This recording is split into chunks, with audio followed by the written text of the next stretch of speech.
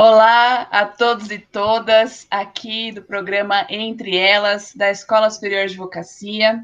Sou a professora Paula Monteiro Danese, coordenadora do programa, e hoje tenho a honra de receber uma grande professora e também amiga, a professora Débora Gozzo, que é pós-doutora pelo Max Planck Institute em Hamburgo, Alemanha, doutora em Direito pela Universidade de Bremen, Alemanha também, mestre em Direito pela Universidade de Münster, Alemanha, e pela USP, Brasil, professora titular de Direito Civil na Universidade de São Judas Tadeu, professora colaboradora do mestrado em Ciência do Envelhecimento, também da Universidade de São Judas Tadeu, coordenadora do Núcleo do Biodireito e Bioética da ESA, OAB São Paulo, visiting professor nas universidades de Bonn, Edinburgh, Maine.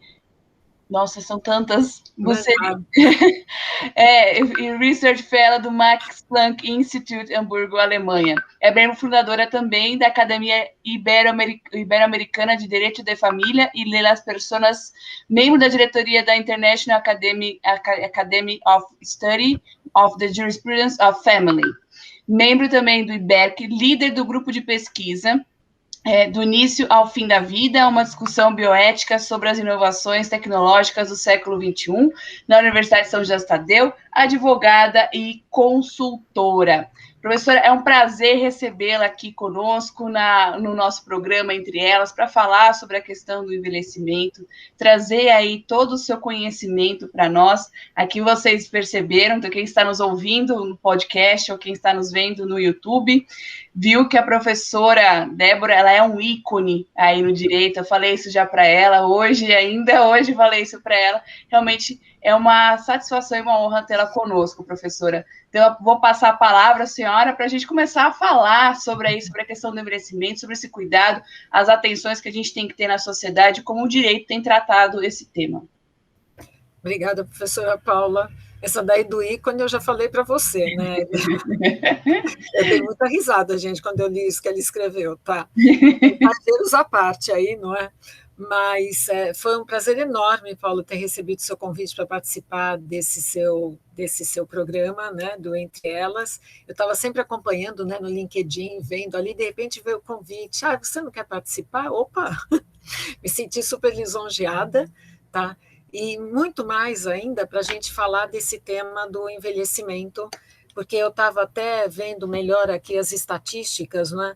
Nós começamos em 1950, anotei aqui, nós estávamos em 16º lugar no ranking de idosos no mundo, tá? E a expectativa é que em 2025 nós estejamos em 6º lugar, com 38.800.000 idosos no país, ou seja, pessoas acima de 60 anos, de acordo com o Estatuto, que a Constituição fala em 65 para a questão do transporte. Mas a idade, na verdade, ela vem determinada pela Organização Mundial da Saúde, não é? Que entende que para países como os nossos, né, o nosso, a idade do envelhecimento, vamos dizer assim, começa aos 60 anos, porque, é claro, as pessoas começam a trabalhar muito cedo, não é? Obviamente que envelhecem, vamos dizer assim, mais cedo do que no primeiro mundo, quando a vida é muito mais facilitada do que aqui, né? Com certeza, professora Débora. Eu acho que nós temos aí uma necessidade de saber sobre esses números. Eu acho que tudo quando a gente pensa em relação ao direito, políticas públicas, sem dados a gente não consegue construir nada. Mas, muito embora tenhamos esses dados, eu vejo que há uma falha enorme na comunicação desses dados. Nós temos poucas iniciativas para falar sobre o envelhecimento da população. E, além de tudo, né, a população idosa sofrendo graves discriminações. Essa questão da discriminação, professora, como que a gente vê, quais são os instrumentos jurídicos que a gente pode utilizar nesses casos? Então, nós estamos vendo que a gente tem discriminação em tudo quanto é área, não é, Paula? É um problema, assim, muito grave, porque quando a pessoa é muito jovem, ela também nem imagina que ela vai chegar, vamos dizer assim, 60 anos. Hoje as pessoas estão vivendo, até os 100 anos, estão vivendo mais do que 100 anos. Quer dizer, a medicina hoje, e se a gente tem uma condição de vida, vamos dizer assim, mais de idade, a gente consegue viver mais tempo. E embora a nossa Constituição fale, não é, que a gente não tenha de discriminar, está lá no artigo 3º, né, inciso 4, nenhum tipo de discriminação, e você sabe disso porque você lida com os direitos humanos, tá? É uma questão que eu vejo assim como muito problemática na sociedade. Acho que uma coisa que ficou bem clara foi agora com a questão da Covid, não é, no ano passado, e foi um negócio no mundo inteiro, que era assim, porque os idosos tinham de ter, então, um tratamento, não é? Quer dizer, foi a população, no primeiro momento, mais sujeita, não é, a ser acometida pela Covid, e, de repente, era assim, era uma gritaria tão grande que teve idoso que falou, eu não preciso ir para o respirador, deixa o jovem ir, porque eu já vivi.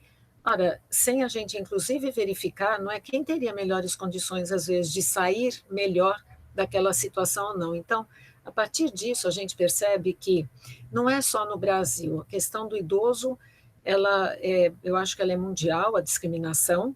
Claro que aqui eu percebo assim muito, não é? Eu falo assim, quando eu lidava muito com o direito do consumidor, eu fazia tudo que tinha de ver com o consumidor para saber se a coisa funcionava, né?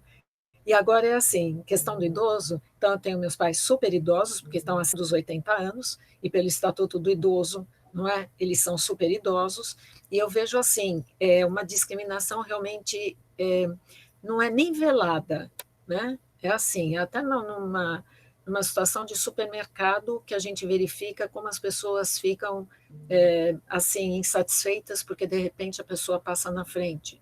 No banco, quer dizer, alguns lugares que a gente tem a fila do idoso, que também é lerda, né? Porque idoso gosta de falar, certo? Aí atrapalha tudo. Mas você vê, por exemplo, no mercado de trabalho também, não é uma discriminação enorme em relação a esse idoso. Eu estava vendo até estatísticas aqui do próprio Diese, não é? Em que não tenho aqui números para te passar, tá? Mas estava lendo assim, em situações em que o idoso, na verdade, ele corresponderia, acho que a 8% só da nossa população ativa. Quer dizer, é muito pouco, não é? Ele não consegue encontrar um lugar, embora o próprio Estatuto do Idoso diga, não é, de políticas públicas, ou preveja políticas públicas que possam garantir, não é, a inserção desse idoso no mercado com, vamos dizer assim, aspas, uma reciclagem, né, da atividade desse idoso.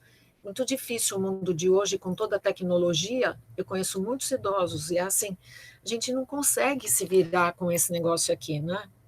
Eles não conseguem, porque é pequeno. Até quando você tem um que tem a letra grande, né, eles se perdem, porque é muita informação, é tudo junto e misturado. Então, eu vejo assim, uma discriminação enorme, porque as pessoas pensam que quando as pessoas ficam velhas, a gente já não presta para mais nada. Esse é um problema. E eu acho que isso é educacional e a gente precisaria mudar o foco. Concordo plenamente, professor. Acho que realmente a gente precisa mudar esse foco. Eu lembro de alguns momentos em que eu ouvi pessoas, mas por que os idosos pegam o ônibus no horário que nós também pegamos? Não acho justo, ter que ceder o lugar. Uma questão realmente de educar para compreender, porque não adianta nós termos aí a legislação se nós não tivermos a conscientização. E eu acho que é ainda mais perigoso essa questão, e ainda mais grave, como você mesma mencionou, as pessoas jovens, não sei, acho que pensam que sempre serão jovens, né? Que tipo de tratamento eu gostaria que me fosse dado no momento que eu estivesse aí envelhecendo? Né? Qual o tipo de acesso à justiça?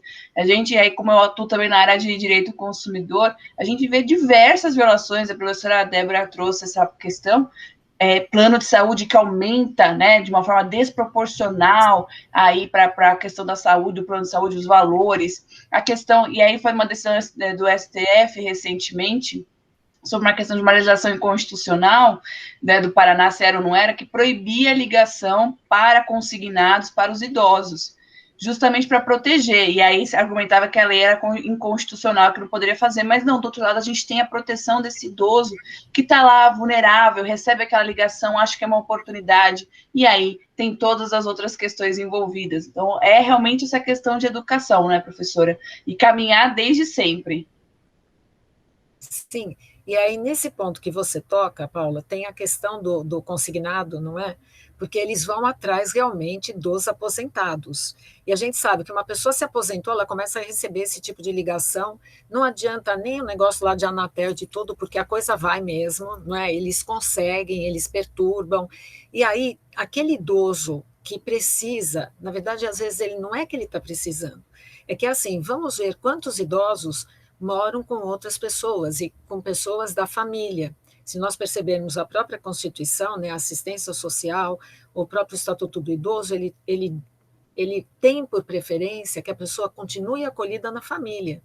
E nós sabemos, principalmente nessa fase aqui de pandemia, não é, que muitas pessoas da família perderam o emprego e tudo, e daí assim fica um foco em cima desse idoso, não é, para pedir aquele empréstimo.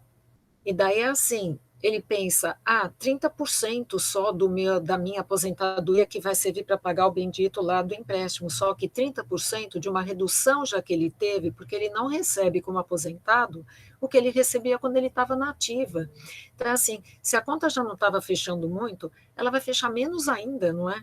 Numa situação dessas.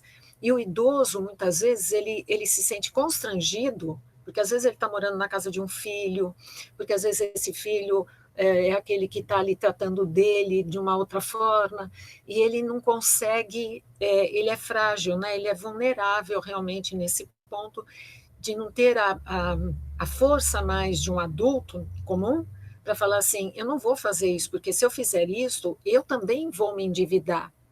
E daí ele vai fazer como para pagar aquilo? Então aí vai numa bola de neve, né, desse superendividamento que a gente percebe por conta também desse assédio todo que os bancos fazem em cima dos idosos. Né? Com certeza, professora. Eu vejo essa questão do assédio muito problemática. A gente tem um projeto de lei que está, né, desde 2015 para mudar e ver essa questão do superendividamento, mas por enquanto nós não temos essa perspectiva legislativa. Mas a senhora tocou num ponto muito importante, que é a questão da família e como que nós temos essa interação entre o idoso e a família, qual a responsabilidade da família, a responsabilidade a partir da Constituição, a partir do Estatuto, e aí nós vamos ingressar posteriormente na perspectiva do Covid-19 dentro dessa vulnerabilidade aí extra dos idosos. Mas como que a família a gente pode analisar a questão familiar? Então, a própria Constituição, não é? Como eu disse, lá no acho que 203 e tudo fala, não é? Que a assistência social no primeiro momento também. O que mais se espera é que a família seja o ponto de apoio desse idoso. Então, quando a gente pensa numa rede de apoio ao idoso, em primeiro lugar vem a família, depois vem a sociedade, depois vem o Estado. Né? Então, é assim, nós buscamos não colocar, por exemplo, esse idoso numa ILPI, numa instituição de longa permanência para idosos. Tá? O objetivo do legislador é deixar o idoso no seio da sua família. Só que a gente percebe, e tá bom, se a gente vai falar depois, a gente pode falar depois, que a violência contra esse idoso durante a Covid, ela aumentou muitíssimo, como a gente sabe, contra as mulheres também, e contra também as crianças. Por quê? Porque são grupos vulneráveis. Então, houve assim um aumento que chegou, me parece, que em termos de denúncias, entre começo não é, de 2020, comparando 2019 com 2020, que tinha subido assim 90% quando a gente estava em agosto do ano passado, o número de denúncias de violência, e principalmente aí no caso uma violência física, porque a violência pode ser física, pode ser psicológica, ela pode ser emocional, quer dizer, a gente tem a financeira, não é? No caso aí que nós estávamos tratando. Então, assim, a família tem uma função, vamos dizer assim, primordial. Quando eu leciono, então, né, no curso Família, eu tento chamar a atenção dos alunos para esse ponto, porque o artigo 229 diz que os pais, enquanto os filhos são menores, eles têm de educar esses filhos, né, sustento, guarda e educação dos filhos.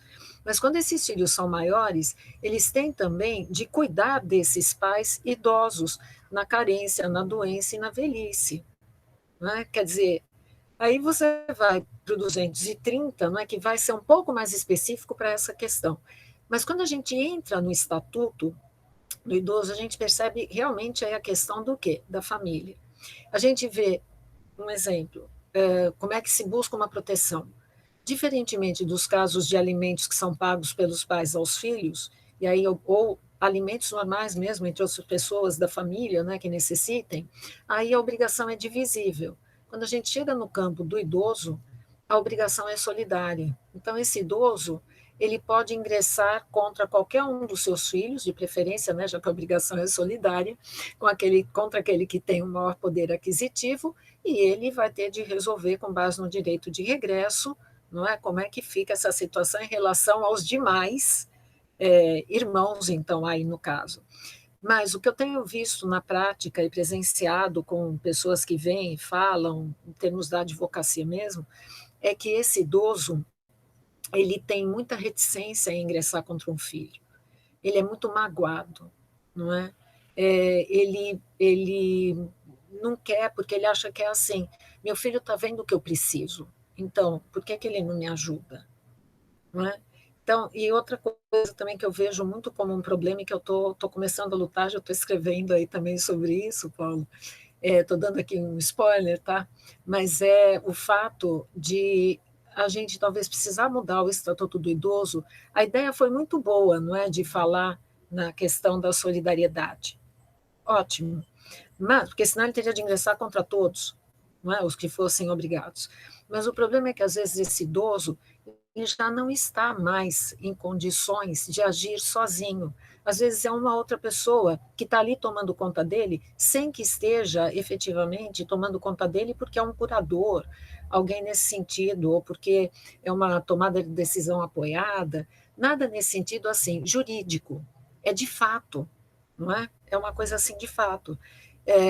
E já teve casos aqui mesmo no Tribunal de Justiça de São Paulo em que um irmão que cuidava do irmão doente, não é? Ingressou com o outro no polo ativo mesmo da ação, o advogado fez isso, contra o sobrinho, que era o filho desse irmão, que tinha de pagar alimentos. Ele falou: já cuido dele, mas não está dando mais para tomar conta dele sem auxílio financeiro, uma vez que o filho dele pode pagar.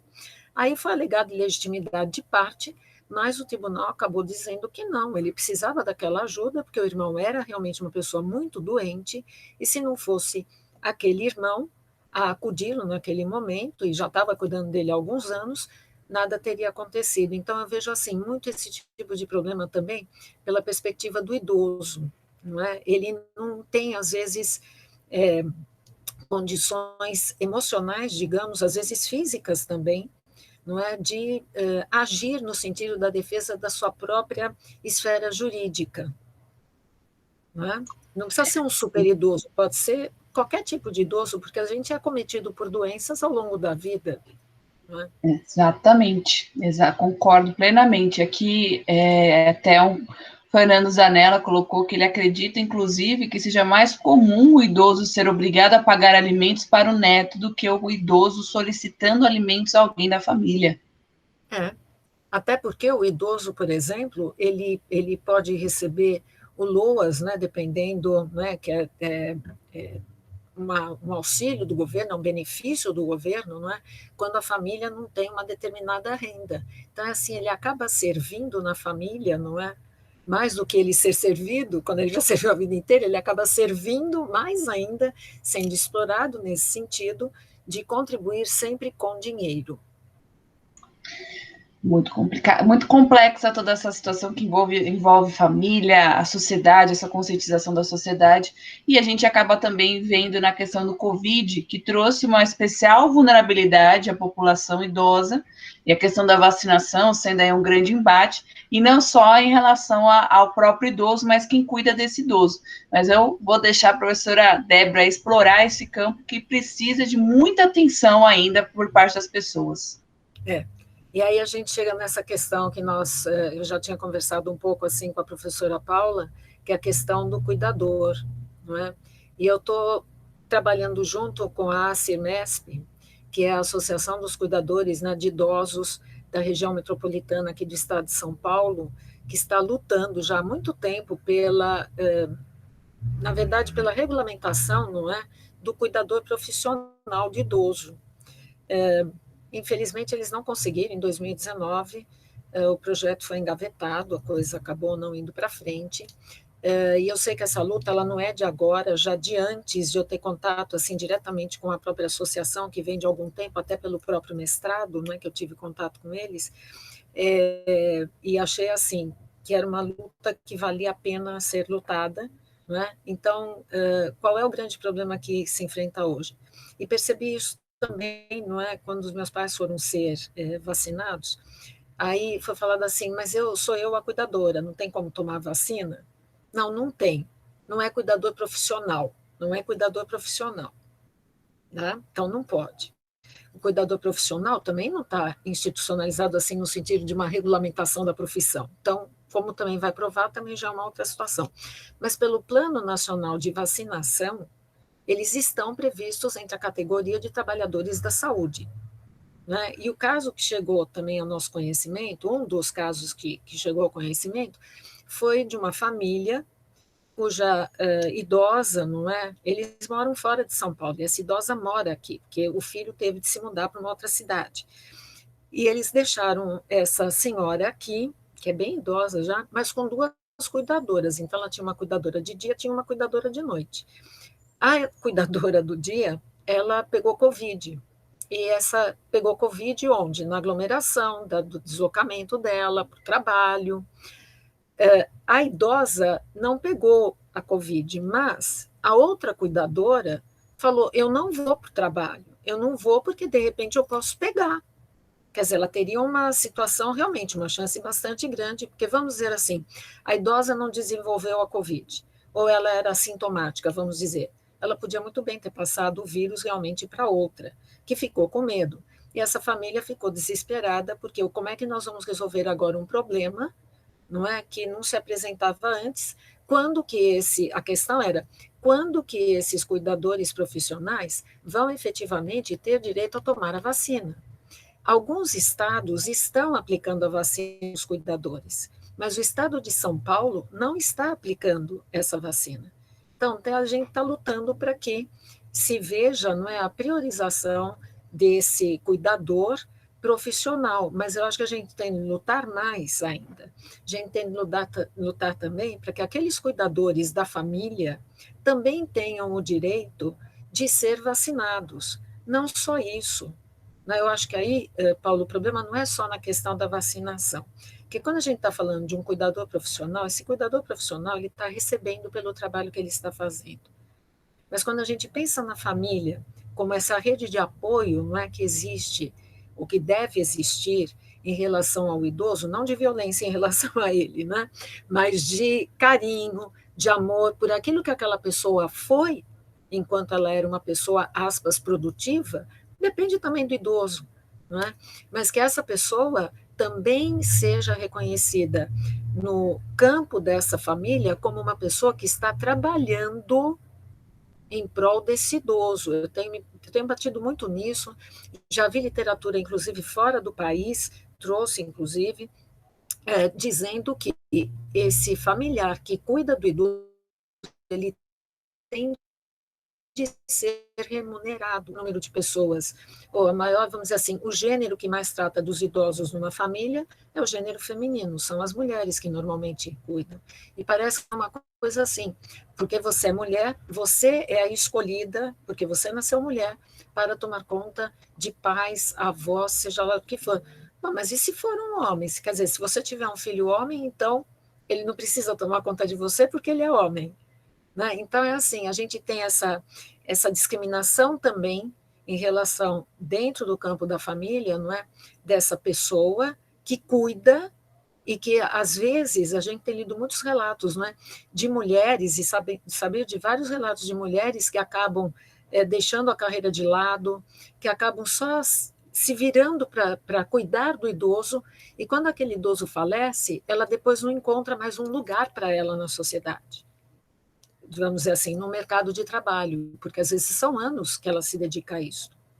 Então, eu acho que assim, são questões que precisam ser refletidas. Eu conheço, por conta das minhas pesquisas, famílias que efetivamente pagam para esse familiar tomar conta, porque ele despende tempo, ele se desloca, ele leva médico, ele leva aqui, ele leva ali, tem idosos que precisam mais de cuidados nesse sentido, idosos que precisam menos, mas nós precisamos voltar o nosso olhar. A gente sabe que a sociedade brasileira, o país é rico, né? Mas a sociedade no geral não é rica, não é? Ela é pobre, mas que a gente precisa começar a pensar também numa outra forma de lidar com os problemas do idoso, uma vez que, como eu disse, né, nós vamos para o 6º lugar em 2025, a expectativa de país com maior número de idosos na sua população. Tá? Vários insights enquanto você falava, professora. Realmente essa questão do gênero, né? Ou seja, a mulher que tem a obrigação de cuidar, né, do idoso. E eu acho que todo mundo conhece alguém, o amigo de alguém que teve essa situação, ou seja, a minha amiga, ou a minha irmã, ou fulano, que acaba despendendo, e é um tempo, é uma dedicação, né? E esse trabalho, e essa perspectiva de não ter o tratamento adequado. Por exemplo, a minha avó, ela também tem uma cuidadora, a cuidadora pegou Covid e a cuidadora não pôde ir para visitá-la, né? Então, toda a família se mobilizou. Se a gente tivesse essa consciência, né, do papel de cada um em relação à população idosa, pensar na perspectiva de proteção dessa população idosa, eles estariam já sendo vacinados, aqueles cuidadores de idosos. E como a professora mencionou, como que eu vou medir se não é uma profissão regulamentada? Então, como é que eu vou fazer para proteger? E não é o indivíduo em si, as pessoas, não, você está querendo furar, entre aspas, furar a fila, etc. Não vê que é o idoso que precisa, que não adianta o idoso estar vacinado e a pessoa com ele não. É questão de dignidade, como é que a gente vai proteger a dignidade da pessoa idosa se isso não acontecer? Então, várias questões aí envolvidas por trás, é uma preocupação muito grande em relação à educação sobre a população idosa. Eu, por exemplo, não tive na faculdade o Estatuto do Idoso, na minha graduação. Eu fui conhecer porque eu estudo a parte de direitos humanos e conheci. Mas é uma questão que todo mundo tem que ter essa perspectiva. Se eu falar de direito de família, eu tenho que falar sobre o Estatuto do Idoso. Se eu falar sobre a questão de direitos humanos, eu tenho que falar sobre o Estatuto do Idoso, que está diretamente relacionado com o princípio da dignidade da pessoa humana. A perspectiva é que todos nós possamos envelhecer, mas envelhecer com dignidade. E no momento de Covid, é o que a professora mencionou, é eu ter a possibilidade de ter o meu acompanhante, ter meu cuidador, minha cuidadora, ter aí a possibilidade de saber que estou seguro a estar com essas pessoas e elas estarão seguras a estarem comigo. Então, são várias perspectivas aí difíceis, né, professora, da gente superar vários desafios. Aí, sem falar do que a professora mencionou no começo, né? A querida Regiane está aí, nossa aluna, uma saudade dela, é uma querida. Da perspectiva inicial, ou seja, tem uma discriminação aí muito grave em relação ao idoso e em relação também ao trabalho. Como é que tem como é que a gente poderia mudar, né? Eu sei que não seria a pergunta de 1 milhão, né? Como mudar essa mentalidade de enxergar o idoso, que não é uma pessoa que não tem mais utilidade, entre aspas, na sociedade, mas sim uma pessoa que continua podendo contribuir. Então, Paula, o que eu tenho pensado, não é assim, nós precisamos educar a sociedade. Eu vivo brincando, né? Há muitos e muitos anos a Rede Globo tinha um programa que era assim, amigos na escola, tá? E eu brincava e falava assim, um dia eu vou ensinar direito para o pessoal na escola, ensinar para a criançadinha, sabe? Ó, vocês têm de respeitar papai e mamãe, não é se jogar no meio do shopping ali, não é no meio da rua ali e falar eu quero, aquelas coisas que todo mundo já deve ter presenciado, né?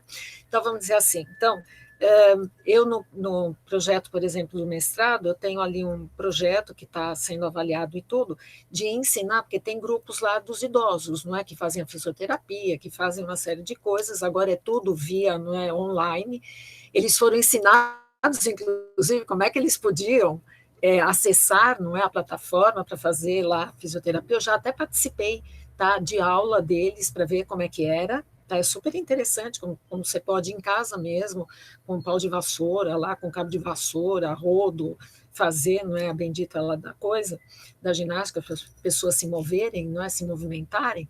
Então, eu acho que é assim, eu falei, vamos começar a ensinar o direito para os idosos.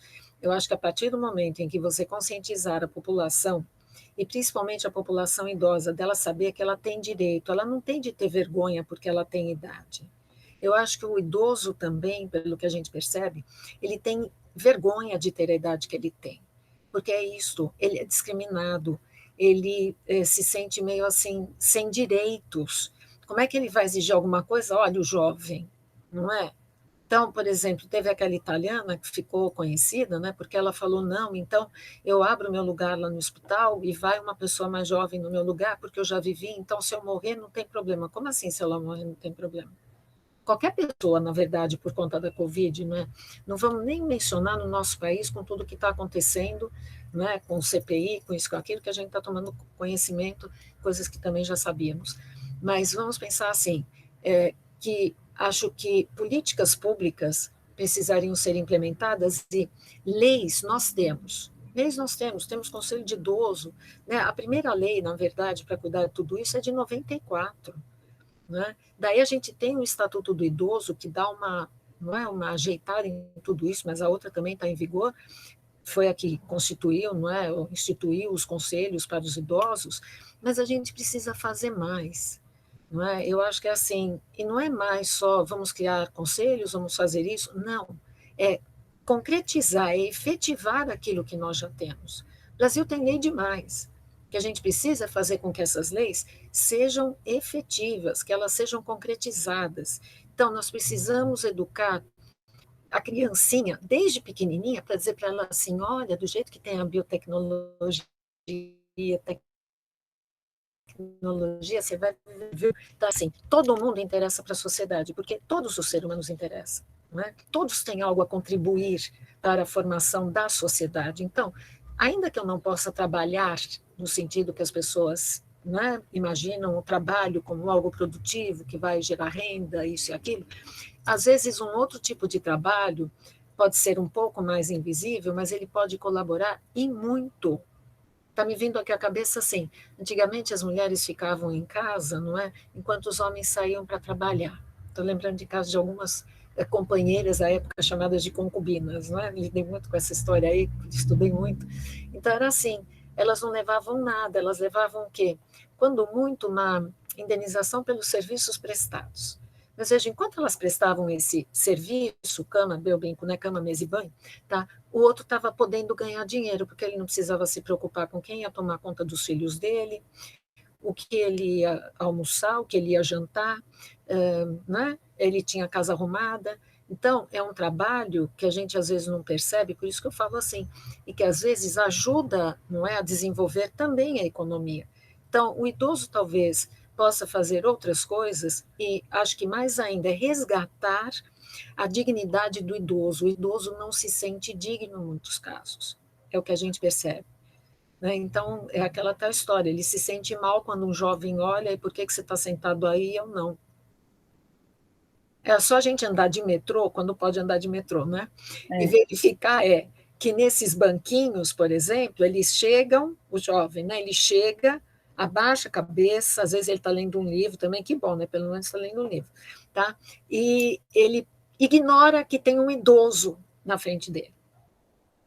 Na Alemanha, eu cheguei a presenciar um idoso no metrô, que com a bengala dele fez lá o garoto sair do banco, tá? Ele sentou. Falou que aquele banquinho ali era reservado para ele. Tá? Eu falei, imagine só se alguém vai fazer isso aqui no Brasil, vai sair apanhando, coitado do idoso, né? Infelizmente é verdade.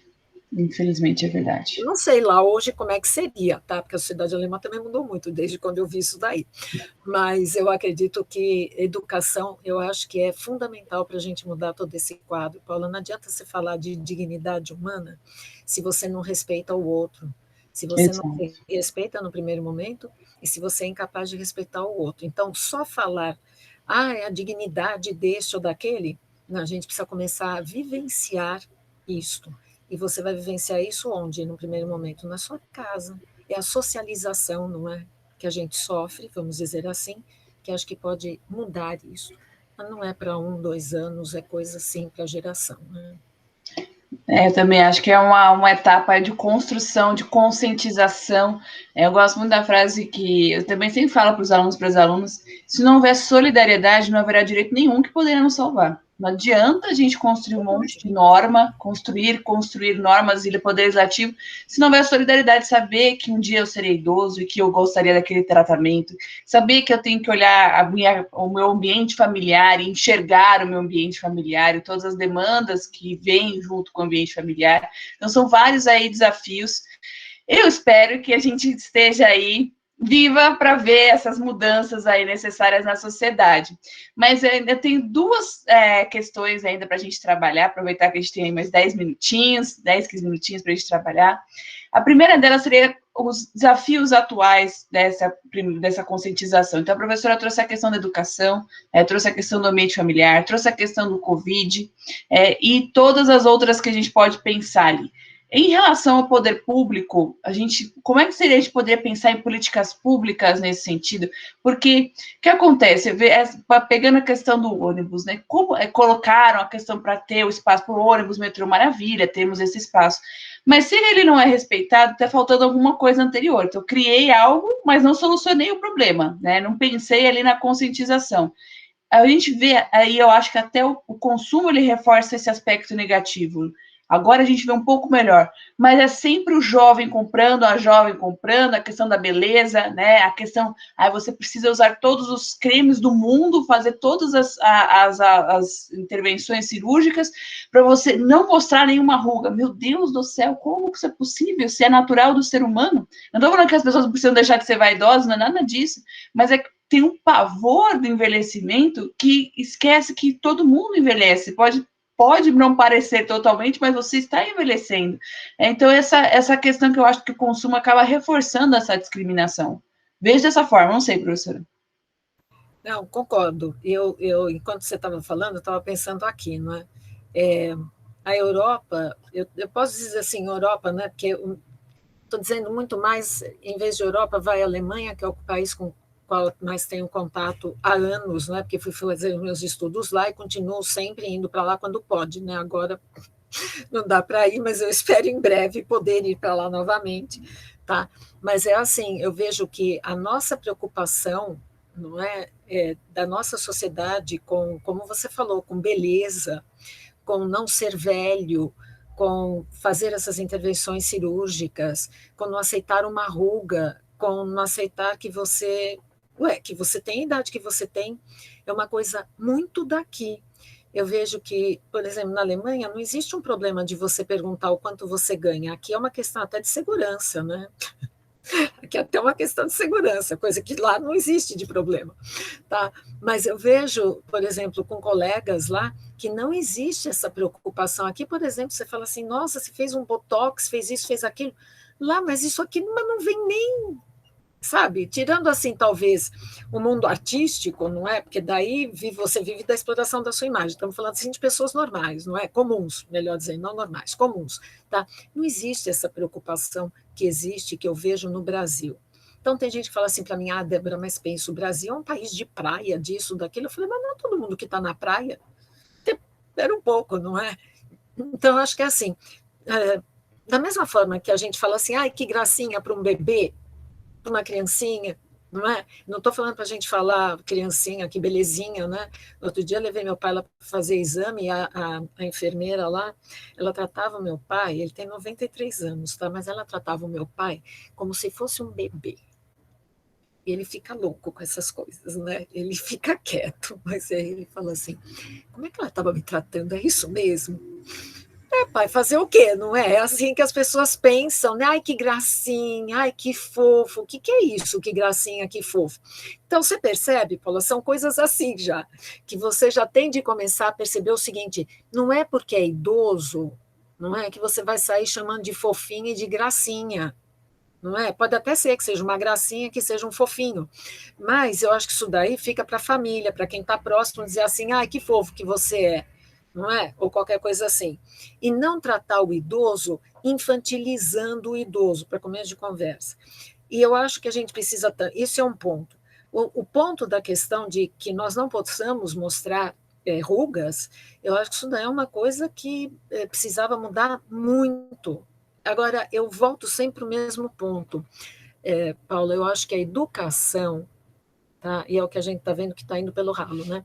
Mas eu acho que a educação tá? E a educação que vai fazer com que a gente aceite esse idoso como uma parte natural da nossa vida, que nós nascemos, e quando nós nascemos nós já começamos a envelhecer, porque é todo um processo até você chegar depois nessa faixa da chamada terceira idade, não é?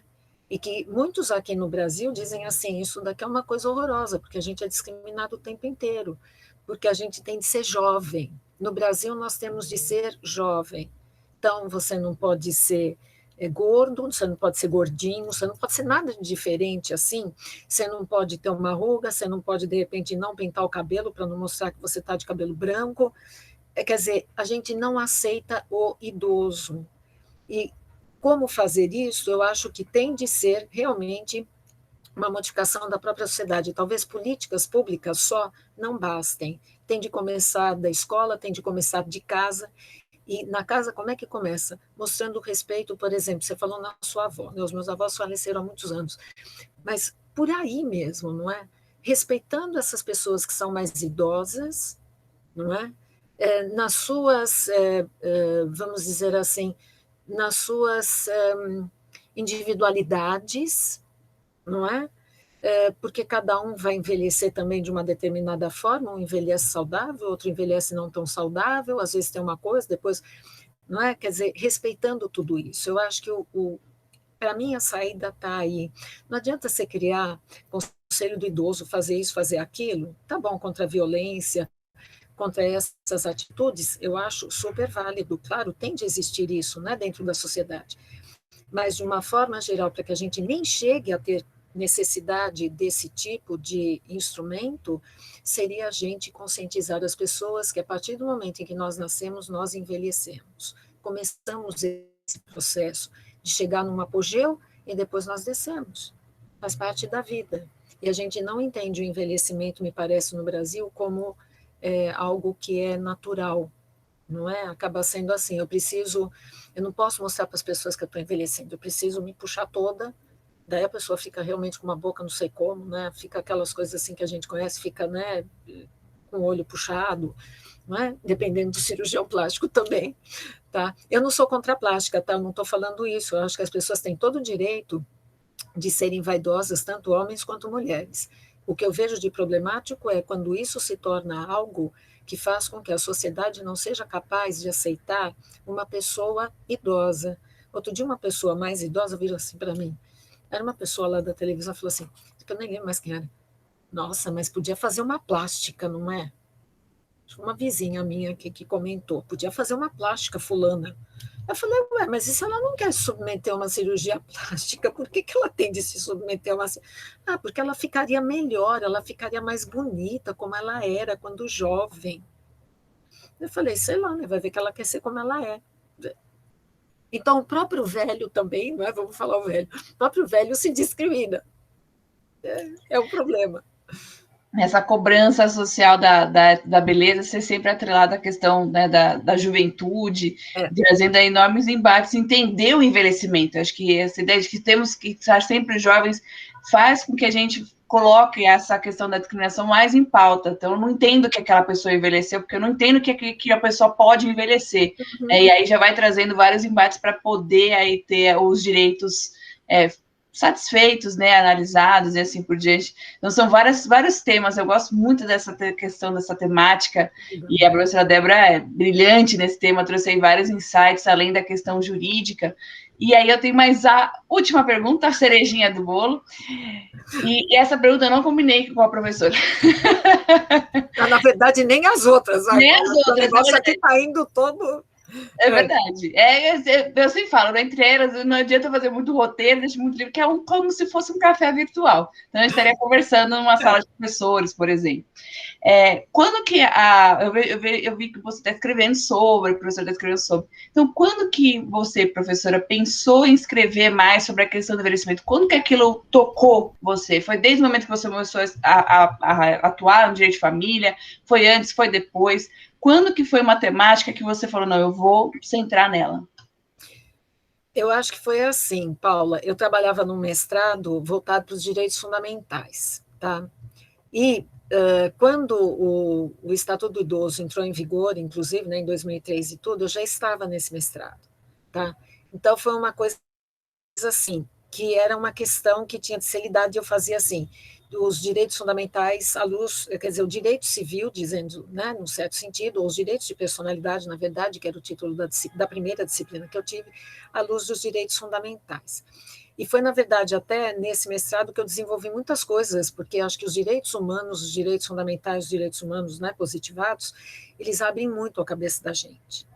Né? É assim, é uma área do direito que nem filosofia, por exemplo, né? Em que você vai por vários caminhos e te mostra uma série de outras coisas. Então, quando eu comecei a estudar isso, saiu até, foi feito um livro. À época, eu não participei porque era assim, eram mestrandos, eram pessoas mais assim que estavam participando desse comentário ao Estatuto do Idoso, mas aí comecei a ficar mais atenta. Aí, a minha professora, tá? Quer dizer, a professora lá que coordenava o curso tinha sido minha professora também na faculdade, e uma pessoa assim que tem a idade da mamãe. Então, isso daí também me chamava atenção. Daí eu fui colega de um outro professor, que foi meu professor de direito comercial, naquela época, direito comercial, tá? O professor Frontini, que foi meu professor, e daí eu era colega dele. Então, era assim, tinha muitas pessoas, muitos professores ali, idosos, não é? E aí você começa a perceber mais. Eu já tinha passado pela experiência da vovó, não é? Porque a vovó morreu, eu tinha 25 anos, então foi algo assim, foi a última a ter falecido, né? Dos 4, 2 morreram quando eu tinha 10, depois o outro tinha 20, depois a vovó eu tinha 25 anos. Então, e tinha muito contato com ela, então você acompanha todo esse desenvolvimento, né? E eu sou assim, a filha caçula da Temporã, então você imagina, né? Então, minha avó já era muito idosa, minha avó tinha 87 anos quando ela faleceu, numa época que as pessoas também não viviam tudo isso. E depois, eu acho que o que muito me chamou a atenção foi até ter os meus pais muito idosos, ter amigos com pais também idosos, e começar a perceber como a sociedade lida com eles. Então, quando você acompanha, por exemplo, uma consulta médica, você percebe que o idoso é quase invisível, não é? Aquela invisibilidade, que às vezes eles viram e falam assim, por que não falou para mim? Estava o tempo inteiro olhando para você. Né? Então, médicos, às vezes, que estão assim, cuidando do seu paciente, não é? Tanto tempo, e que não enxergam o idoso, eles enxergam o acompanhante. Então, eu sempre faço questão de fazer assim, quando eu acompanho sempre, tá? Eu vi e falo assim, você entendeu tudo que ele falou, o que ela falou? Porque foi assim, assim, assim, tá? Porque se são pessoas que estão bem com a cabeça, não sou eu que tenho de ser a responsável. Claro, eu estou ali, sou a filha, eu tenho de participar disso. Então, eu comecei a presenciar uma série de problemas e comecei a ficar mais ligada ainda no Estatuto do Idoso. Aí a gente tem na São Judas o mestrado voltado para as ciências do envelhecimento. Ele é um mestrado interdisciplinar. Ele é interdisciplinar, tá? E a enxerida aqui foi se meter lá, tá? Digo isso por quê? Porque ele é interdisciplinar, voltado para a área da saúde e tudo. E daí, como eu tenho a minha parte de bioética, eu falei, olha, podia ser juntar uma coisa aí com a outra, porque esse mestrado aqui tinha de ter alguém da área do direito, né, fazendo também um biodireito, sei lá, algo nesse sentido. E daí a professora Sandra acabou se interessando, e daí eu acabei entrando como professora colaboradora do mestrado. Tá? Então, eu estou assim, trazendo, tive agora a segunda turma que terminou, e eu estou convidada também já agora para fazer a parte de redes de apoio ao idoso já no próximo semestre também, porque geralmente lá você dá aula num semestre, no outro semestre você não dá aula, não dá aula. Mas eles me convidaram para fazer isso no próximo semestre. Então é assim, eles estão começando também, para eles também está sendo uma coisa muito nova. Ter alguém da área do direito que dá todo esse arcabouço, né, da legislação, que eu digo é necessário também para você verificar tudo isso. Então, acho que foi assim, Paula, foi uma questão muito também da minha experiência de vida, que me tornou muito mais consciente de, por exemplo, vou a um laboratório, eu fico prestando atenção assim, está dando atenção ao superidoso? Está dando atenção a este? Quanto tempo leva? Seria melhor ter ficado na outra fila? Então, é assim, era que nem quando eu estava muito no direito do consumidor, eu começo a prestar atenção em se os direitos efetivamente estão sendo suficientes para resguardar a esfera jurídica de proteção, não é, a dignidade desse idoso. E aí eu comecei a ver que era uma parte da nossa população que está cada vez maior, que precisa efetivamente, as crianças, todo mundo presta atenção na criança, porque ela é o futuro. Outro dia eu brinquei e falei para o meu marido, que está aqui na sala, eu falei para ele, o idoso é o futuro. Ele falou, o quê? Como assim o idoso é o futuro? Eu falei para ele, é. Eu falei, porque nós estamos todos ficando velhos, não é? E a gente só precisa se conscientizar disso, Paulo. Eu acho que, por isso que eu te agradeço por esse convite e por falar desse tema, que eu acho que a gente, como você falou, você não teve o Estatuto do Idoso, eu não tive, porque na minha época nem se falava nisso, né? Eu estudei antes da Constituição de 88. Então, a gente não tinha aí esta preocupação. A sociedade nem era tão idosa, mas hoje a gente percebe que é uma preocupação mundial, inclusive o número de idosos. Mas por que a gente percebe? Previdência. O Estado vai ter de arcar com o pagamento das aposentadorias e nós não vamos ter gente jovem para pagar as aposentadorias dos idosos. Então, olha só como é que a gente percebe. O idoso é sempre um coitado, porque ele está sempre no lado pior da história. Ele causa custo, ele não é produtivo nesse sentido. Então, ele acaba sendo, aspas, mal visto pelos mais jovens, porque ele é que vai, aspas, acabar com as coisas. Não é bem assim, né? Mas acho que é todo esse conjunto, entendeu? Eu achei excelente essa perspectiva pessoal sobre o tema, enriqueceu demais a nossa conversa hoje, passou super rápido, eu até olhei e falei, gente, já passou, foi muito rápido. Eu acho que esse espaço realmente é importante dentro do Entre Elas, para as pessoas que vão nos ouvir, né, que estavam aqui conosco, que a gente agradece, mas que vão nos ver aí no YouTube, vão nos ouvir no Spotify, para refletir sobre todas essas temáticas atreladas ao idoso, e pensar como, né, vamos melhorar a respeito disso, e qual é o nosso papel nesse sentido. Então, professora Débora, muito, muito obrigada pela sua disponibilidade, pelo seu brilhantismo, foi muito, muito bom, como sempre, estava com saudade de falar com a senhora, da gente se encontrar, então, muito obrigada mesmo. Eu que te agradeço, Paulo, pelo convite, realmente, né, saudades, nossa, daqueles encontros na sala dos professores, mas vamos ficar confiantes que nós voltaremos em breve a nos encontrar, todo mundo aqui, não é? Que a gente se encontre em breve, que essa pandemia aí passe e que todo mundo saia bem dela, né? Está difícil no Brasil, mas vamos torcer por isso. Obrigada, Paulo. Muito obrigada, pessoal. Até uma próxima. Obrigada, professora. Boa semana. Tchau, tchau. Tchau.